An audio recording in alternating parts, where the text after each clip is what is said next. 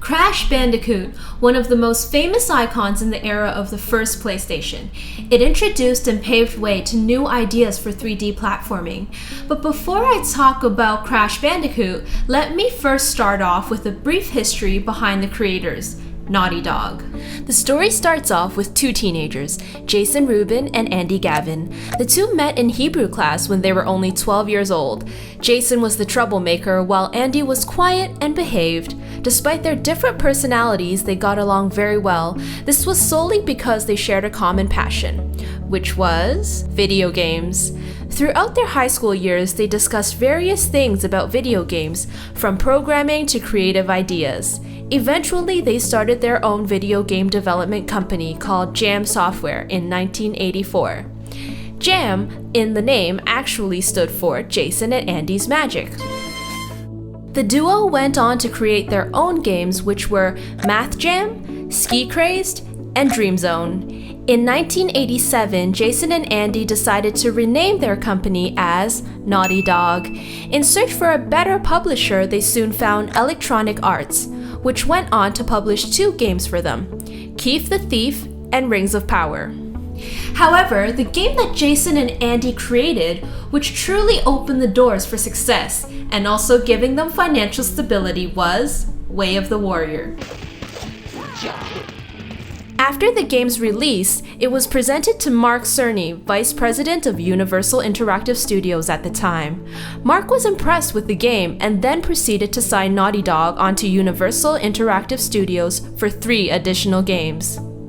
With the deep pockets of Naughty Dog's new publisher, Andy and Jason were finally able to recruit staff and build their company. On their move from Boston to Los Angeles, the duo thought about what genre they wanted to base their next game on. After thoroughly discussing the state of the gaming industry at the time, they realized that fighting, racing, and shooting games have begun to make their transition into 3D rendering. To capitalize on this evolution, Andy and Jason decided on their favorite genre, action platforming with full 3D rendering. It was a challenge to convert such an idea into reality because at the time, there were no 3D action platformers to learn from. Taking Sonic the Hedgehog as the base, they decided to rotate the 2D world 90 degrees, so that the player's perspective would be behind the character, followed by a narrow view of the level ahead. Because the player is constantly forced to look at the character's rear, they codenamed the game Sonic's Ass Game.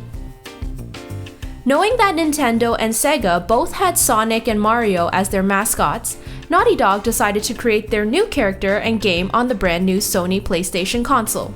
After receiving their development kit, their next challenge was character design. With inspiration from Sonic the Hedgehog and the Tasmanian Devil, they wanted to find a kind of animal that was cute, real, and no one really knew about to base their character on. After looking through a Tasmanian mammals book, they set their sights on 3 species, the wombat, potoroo, and bandicoot. For the time being, the wombat was chosen and was nicknamed Willy. They wanted Willy to be goofy and fun-loving. Based on the popular theory that characters with voices were often hard to get right and distracted the player from identifying with the character, in the end, Naughty Dog decided not to give Willy a voice. Of course, where there is a hero, there must be a villain. With inspiration from Pinky and the Brain, the evil genius Dr. Neo Cortex was born. This time I shall reign triumphant! 2 talented cartoon designers, Charles Zambilas and Joe Pearson, were hired for the visualization of the characters and levels. Naughty Dog wanted more of a dark, native jungle environment, since the main character was Tasmanian, and also because the evil doctor needed island strongholds. Naughty Dog made sure the level design and character models looked beautiful. However, there were many challenges they faced when implementing it into the hardware. The team had to create new programming languages just so that they could match the complex design they had in mind. After weeks and weeks of work from 10 a.m. to 4 a.m. every day, the game was finally complete and ready for a showing at the E3 of 1996. However, there's one more obstacle Naughty Dog had to face, and that was the decision of what the game's official name should be.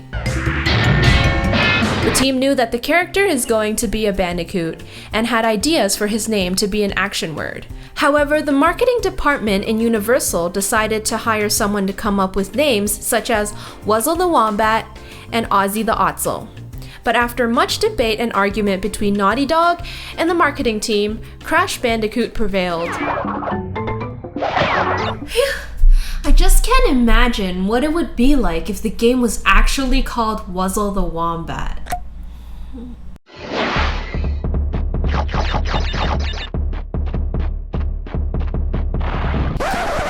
Crash Bandicoot finally hit the shelves in 1996, and it was a wild success, selling hundreds of thousands of copies, even facing strong competition from Super Mario 64.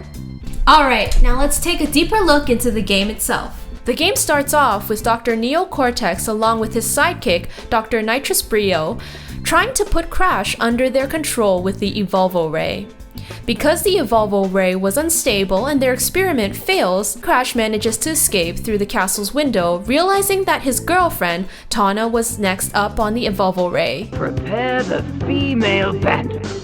Crash sets off on his journey through Cortex's 3 island strongholds to save Tawna. First off, the game looks amazing. Naughty Dog really pushed the limits of what the PlayStation could handle. The gameplay was addictive, and it resembled the same kind of action platforming as the Donkey Kong Country series, except in a new perspective. Through much constructive criticism from Mark Cerny, the team managed to tweak the controls so they could be as smooth as possible. There were some unique elements in Crash Bandicoot that set it apart from other titles at the time, such as the Wild Hog Ride, Boulder Chase, which was inspired by a scene from Indiana Jones' Raiders of the Lost Ark, and last but not least, crates. Initially, the game had no crates. There were only enemies and obstacles from beginning to end. The Naughty Dog team felt that the game was missing something.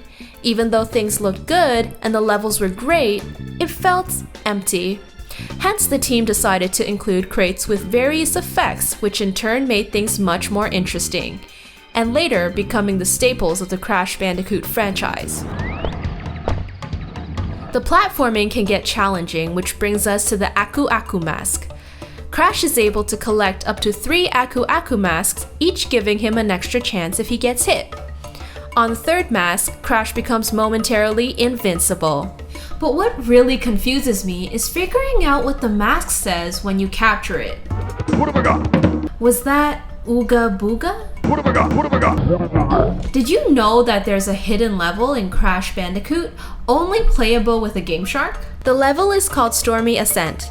It was never included in the final version of the game because it was too difficult and the team did not have enough time to make it easier. Another interesting fact is that Crash's teeth were made smaller in order to appeal to the Japanese consumers right before he made his debut in Japan. In October of 1996, the development for a sequel began. All of the should-haves and could-haves discovered during the creation of Crash Bandicoot 1 are put into Crash Bandicoot 2.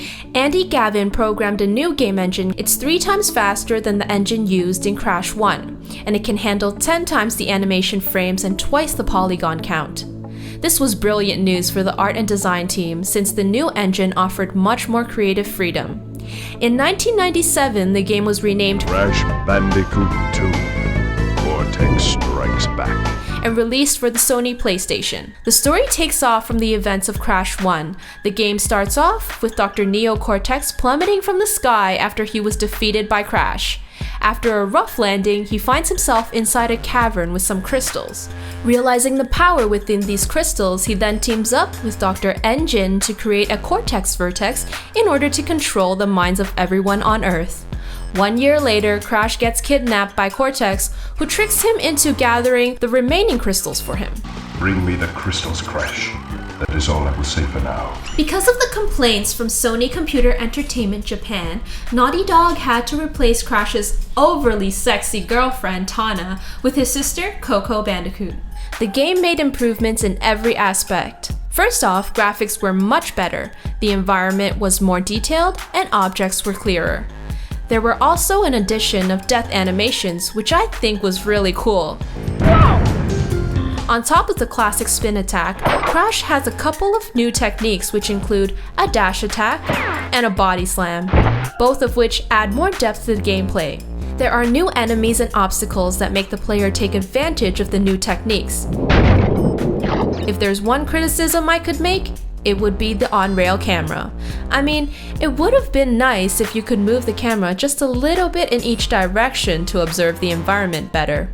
Nonetheless, Crash Bandicoot 2 Cortex Strikes Back did amazing. It completely outsold its predecessor, making it one of the best-selling PlayStation games of all time. With all the success of the two titles so far, Naughty Dog began the development of a third Crash Bandicoot game in January of 1998 called Crash Bandicoot 4! 3 new engines were created for this game due to the extra dimensions of movement in the new airplane and jet ski levels.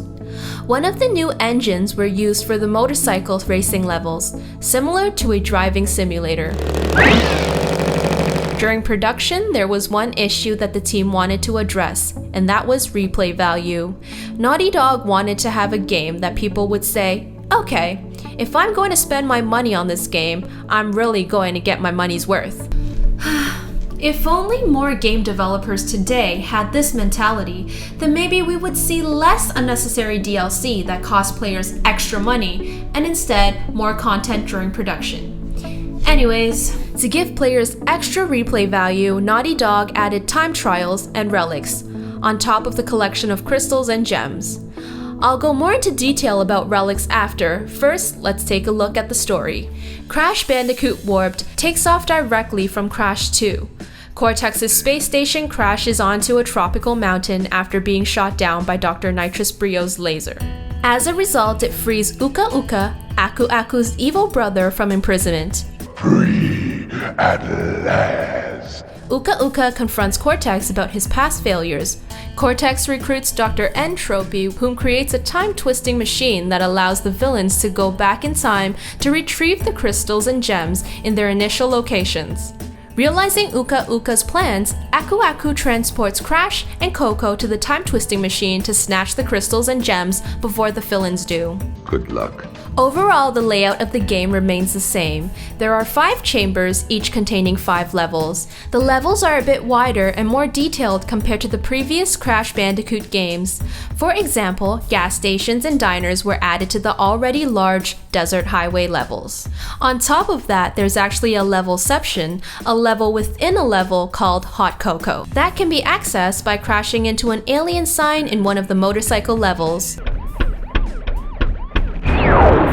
Some producers from Sony Computer Entertainment suggested that Crash should have a real shadow this time around as opposed to the bland discus under his feet in the past. Naughty Dog went on to add real shadows to Crash along with most of the enemies in the game. As I mentioned earlier, relics can be obtained after completing time trials on any level. There are sapphire, gold, and platinum relics you can obtain depending on the completion time. There's also a secret chamber which can only be accessed after collecting 5 relics.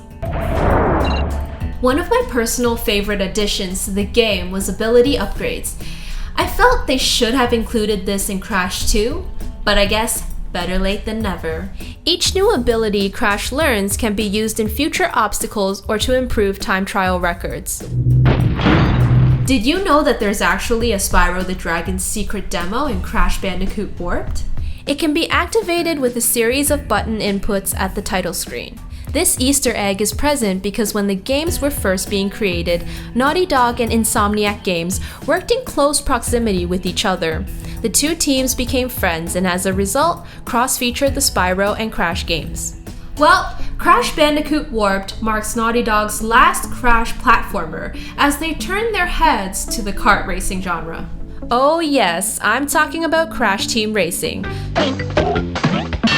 Naughty Dog actually had plans of creating a Crash Kart game after Crash Bandicoot 2, but they still had some elements they wanted to put into the Crash platformer, so they went on ahead with Crash Warped.